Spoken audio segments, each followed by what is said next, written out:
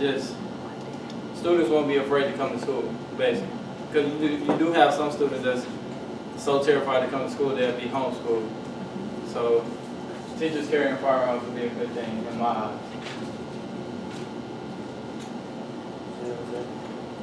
The reason why I'm against it is because teachers might kill an innocent student during an attack, and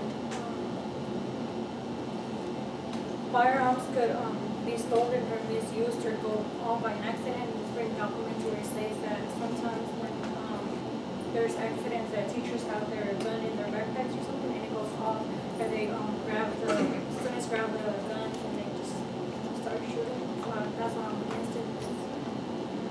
I was also against teachers carrying arms because, like, what if a student was able to get his hands on the weapon, and you know, kids these days are like childish and all that, and actually shoot someone on it.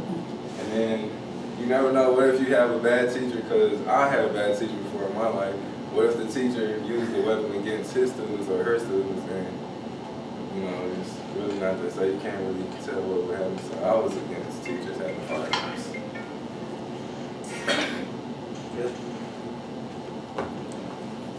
Well, it's rather ironic that we're talking about school shootings whenever you figure April the 20th, 1999, the Columbine shooting was one of the worst massacres that we can remember in a long time. And the truth of the matter is, we're still in that aftermath of that shooting. Unfortunately, it's caused other copycat shootings. So the real question is, how are we left to deal with this? And there's a few different ways to deal with this, and I'm going to start with the armed way first. In the state of Texas, there's two different ways that the legislation has come up with. The first way is a guardian method, which entails that the teacher has a carry permit, and there's some classes required, then they're able to carry the weapon. The next course of action is called a Marshall program. The Marshall program, to sum it up real quickly, is just about this, is that the teacher is in place of law enforcement at that time. There are stipulations with that.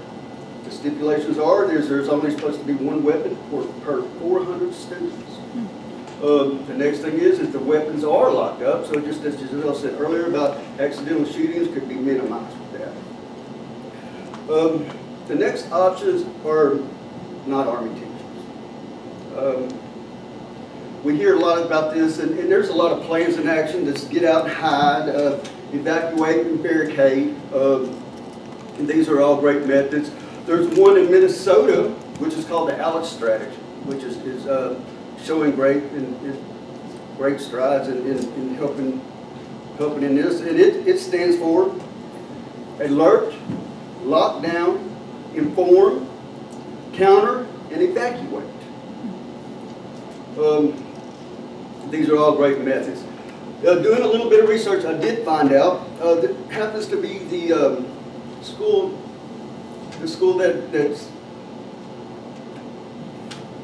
that's in my county is going to the guardian method.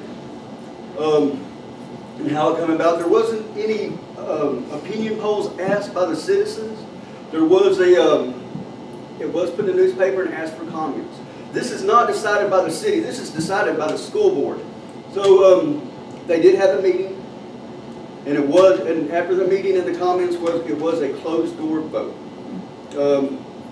So if you wanted to dispute this or you have any questions about it, to this day on July the 30th, they're going to have an open door meeting, so you can discuss. And I'm sure other schools will do the same way, same name.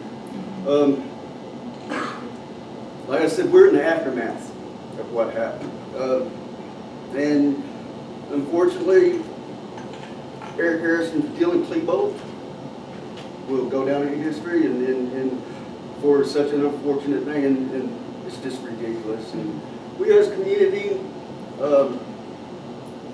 what can we do? What can we do? What we can do is prepare, and that's all we can do. And these are done by either Army teachers or running through drills as far as barricading and going in high. Thank you, that's all I have. Our sources are realistic drills prepare students and staff for active shooters by Emily Ann Brown. Anonymous history of school shootings in the United States. We found that